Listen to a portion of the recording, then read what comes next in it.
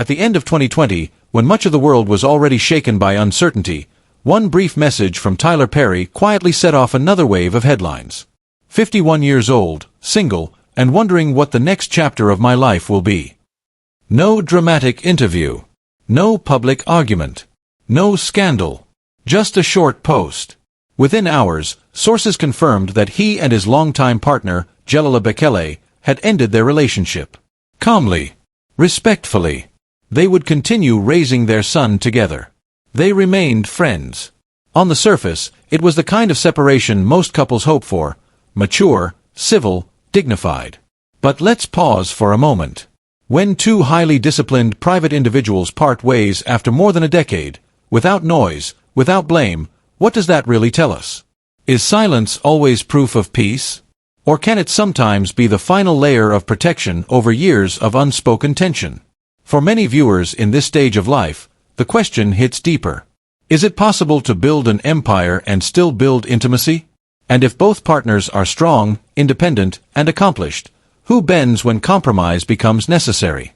This is not just a celebrity story. It's a story about power, privacy, identity, and the quiet cost of success. Before the spotlight, who is Gelila Bekele? Long before she was connected to a billionaire filmmaker, Gelila Bekele had her own story, one shaped far from Hollywood. Born in Addis Ababa, Ethiopia, in 1984, she grew up in a country wrestling with poverty, limited infrastructure, and gender inequality. Her early life wasn't defined by red carpets or premieres.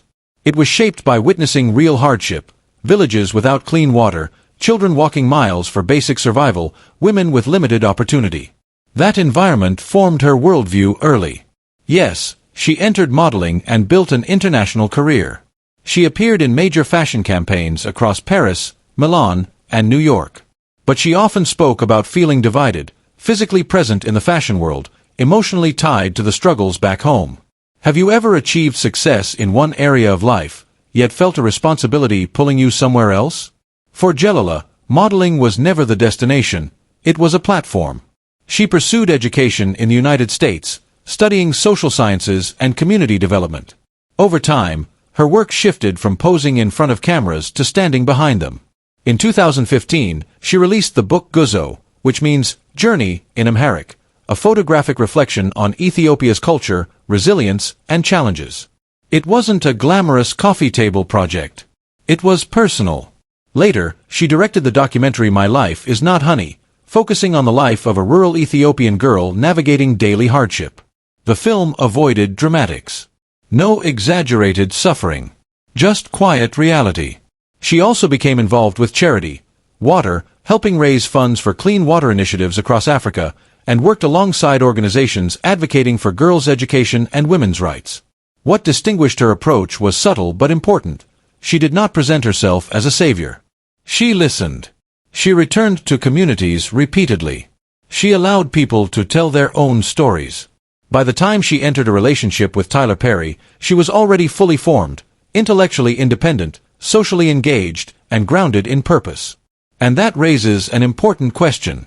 When a woman with a strong identity partners with a man who commands enormous influence, what happens to balance? Can two fully developed lives merge without one overshadowing the other? Tyler Perry, an empire built from pain. To understand the dynamic, we have to look at Perry's origins. Born in 1969 in New Orleans, Tyler Perry's childhood was marked by poverty and abuse. He has openly spoken about enduring physical and emotional trauma at the hands of his father.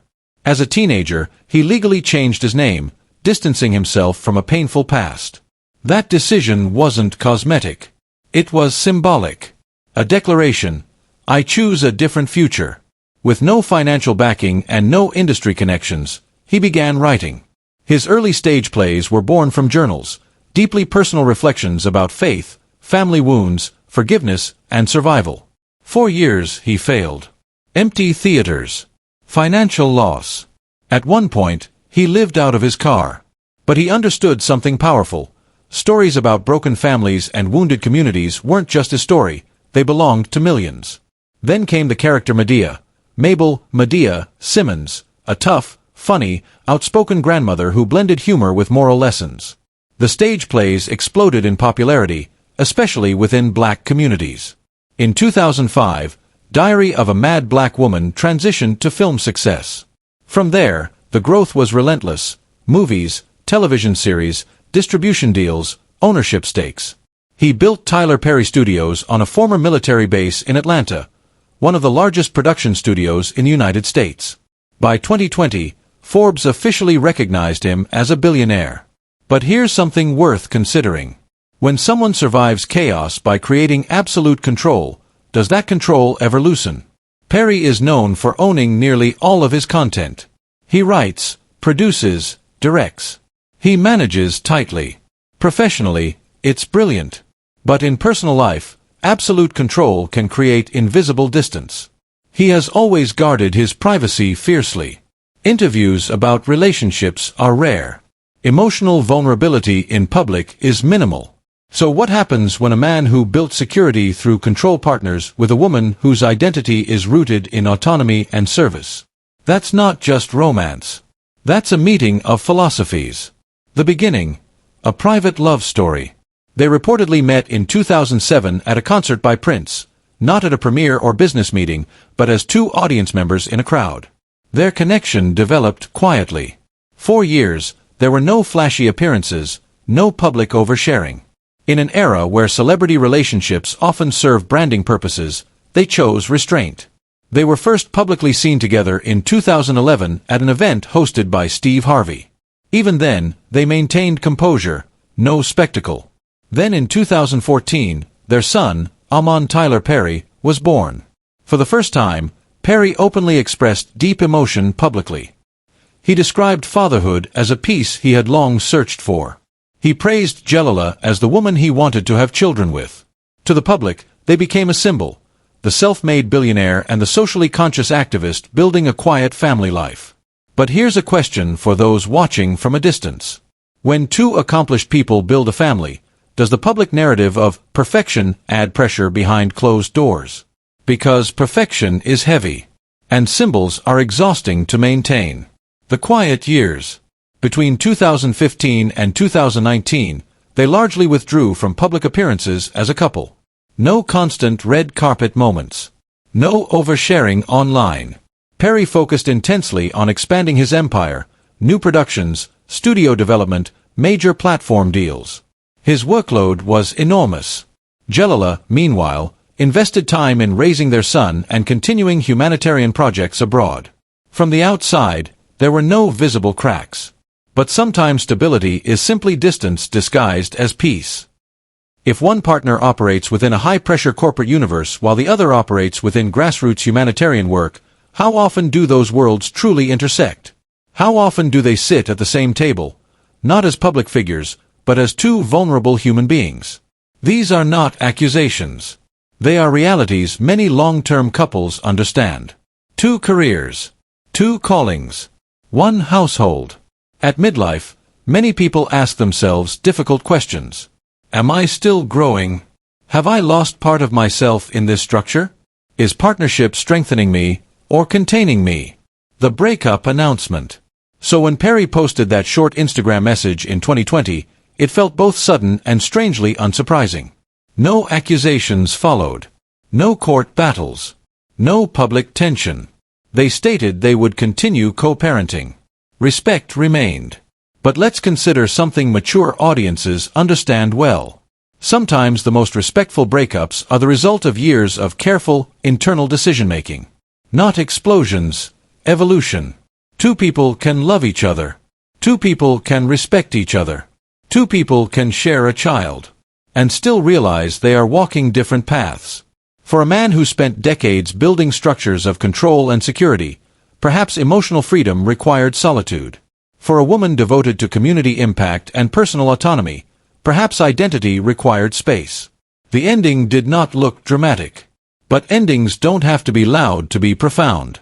What this story really reflects. Strip away celebrity. Remove net worth. Ignore fame. What remains? A man shaped by trauma who built power to protect himself. A woman shaped by hardship who built purpose to serve others. Both strong. Both principled. Both independent. Sometimes, Two powerful lives align beautifully for a season. Sometimes, they simply move in different directions. And here is the question for all of us watching. Is success measured by permanence? Or is it measured by growth, even when growth leads apart? For those in their 40s, 50s, and 60s, this resonates differently. You understand reinvention. You understand that life chapters shift. You understand that staying together at any cost is not always the highest virtue. Perhaps Perry's post was less about loss and more about transition. Wondering what the next chapter of my life will be. That statement wasn't dramatic. It was reflective. And maybe that's the most honest thing about this entire story. No villains. No scandal. Just two accomplished individuals who shared a meaningful chapter and then turned the page. In a world obsessed with spectacle, perhaps quiet endings are the most dignified of all. And maybe the deeper question isn't what happened between them. Maybe it's this. When your next chapter arrives, will you recognize it? 4 years, there were no public fights, no dramatic headlines, no explosive interviews. And yet, sometimes the loudest signal in a relationship is silence. Let me ask you something. When a couple in the spotlight goes quiet for too long, do you assume stability or distance? From around 2016 onward, whispers began circulating online that Tyler Perry and Gelila Bekele had secretly married. Blurry images appeared on obscure blogs. Anonymous sources claimed private ceremonies. The theory spread quickly because, to many observers, it seemed unthinkable that a couple together for nearly a decade, raising a son and living like husband and wife, had never made it official. But here's the truth. There was no verified marriage. No legal record. No confirmation from either side. In interviews over the years, Perry made it clear he didn't view a wedding certificate as the foundation of commitment. He valued connection over paperwork. And those close to the couple consistently described their relationship as respectful, balanced, and cooperative, especially when it came to parenting their son. Bekele continued traveling between the United States and Africa. She worked on films. She pursued humanitarian causes. There was no visible sign of isolation or restriction. Perry, for his part, never publicly belittled or criticized her. On the surface, it appeared to be a mature partnership. Two independent adults, 2 careers, 1 child, and mutual respect. So why did the rumors grow louder? Because when a relationship looks calm from the outside, people often assume something must be hidden underneath. And sometimes, prolonged peace makes the public uneasy. By late 2020, the world was already unsettled by a global pandemic. Then, on December 17th, Perry posted a simple gym selfie on Instagram. The caption read, "This is what a midlife crisis looks like. 51, single, and wondering what the next chapter will look like." 3 words, 51, single, changed everything. No press conference. No emotional statement. No detailed explanation. Just that. Within hours, major outlets reported that Perry and Bekele had quietly separated a long time ago. No scandal. No betrayal. No courtroom battle. They were still co-parenting. Still on good terms. But think about this. How does a 13-year relationship, one that produced a child and seemed stable, end without the world noticing? Were there signs we missed? Or were we simply projecting our expectations onto them? For many fans, especially within the black community, they represented something powerful. Success without spectacle, wealth without arrogance, family without chaos. Their breakup felt like a reminder that even the most grounded couples face limits. And as always, when there are few facts, speculation rushes in. Some blamed the age gap. Others pointed to demanding work schedules. Some highlighted cultural differences. Perry, a billionaire studio owner, Bekele, deeply connected to Ethiopia and grassroots causes. 2 different rhythms. 2 different worlds. But none of those theories came with proof. Perry responded in the way he often does, through faith. He spoke about becoming a better man, a better father, walking forward with God. He didn't assign blame. He didn't defend himself aggressively. Bekele chose silence. Now here's a question worth considering. In today's culture, where every breakup becomes a public autopsy, is silent strength or strategy? Instead of issuing statements, Bekele poured her energy into work. She focused on filmmaking and social impact. She did not participate in media debates about the end of her relationship. In Hollywood, where breakups usually mean lawsuits, leaked texts, and televised pain, their restraint stood out. Then came 2023. A documentary titled Maxine's Baby, the Tyler Perry story, was released, co-directed by Bekele alongside Armani Ortiz. The film explored Perry's life, including his complex relationship with his late mother, Maxine Perry. Pause for a moment and think about that. How many former partners would co-direct an intimate documentary about their ex's childhood trauma? At the premiere, Perry and Bekele stood side by side. No visible tension. No awkward avoidance. Just two people who once shared love, and now shared respect. That collaboration said more than any Instagram caption ever could. For many couples, separation means erasure. But in their case, the relationship transformed. From romantic partners to creative collaborators. From household companions to co-parents. Their son, Amon, remains largely out of the spotlight. Both parents have been deliberate about shielding him from fame's distortions. Perry has spoken about teaching discipline and gratitude. Bekele has emphasized cultural identity, often bringing Amon to Ethiopia to understand his roots. Two parenting styles. One shared responsibility. Meanwhile, Perry expanded Tyler Perry Studios and continued producing for major platforms.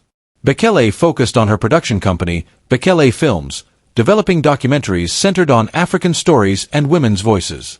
No public rebound relationships. No visible attempts to provoke jealousy. Just work, parenting, and forward motion. But the internet wasn't satisfied. Soon after the breakup confirmation, sensational blogs filled the vacuum. Claims of financial control. Theories about hidden marriages. Accusations that Perry avoided legal marriage to protect assets. Let's be honest, those stories were more exciting than the reality of two adults drifting apart. Yet no credible outlet produced evidence of misconduct. No lawsuits surfaced. No exposés appeared. In an era where even minor scandals leak within hours, nothing substantial emerged. So why did some people insist there had to be a dark secret? Here's where psychology enters the conversation. We've become conditioned to expect drama. If a relationship ends peacefully, we assume something must be buried beneath the surface. If there's no obvious villain, we feel compelled to assign one. Why do we struggle to accept quiet endings? Why does silence make us uneasy? In the case of Tyler Perry and Gelila Bekele, public perception seemed to follow this familiar pattern. Perry, as a powerful and wealthy media figure, became an easy target for speculation. Power often invites suspicion, and success can magnify scrutiny.